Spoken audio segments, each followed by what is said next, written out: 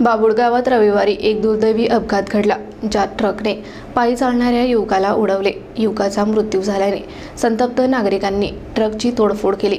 वाढते अपघात आणि त्यात होणाऱ्या मृत्यू यामुळे स्थानिक नागरिकांमध्ये चिंता व्यक्त केली जात आहे।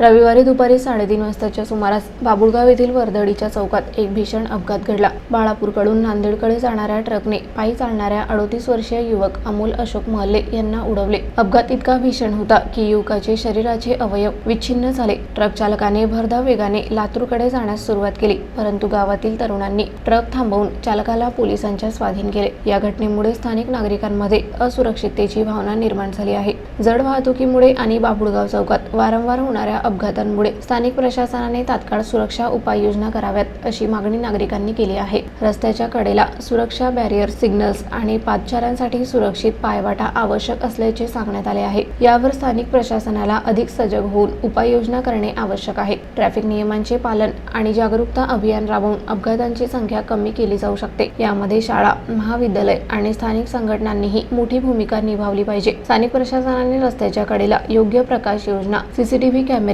आणि ट्रॅफिक पोलिसांची उपस्थिती वाढवली पाहिजे। यामुळे अपघातांचे प्रमाण कमी होईल आणि नागरिकांना सुरक्षिततेची भावना मिळेल।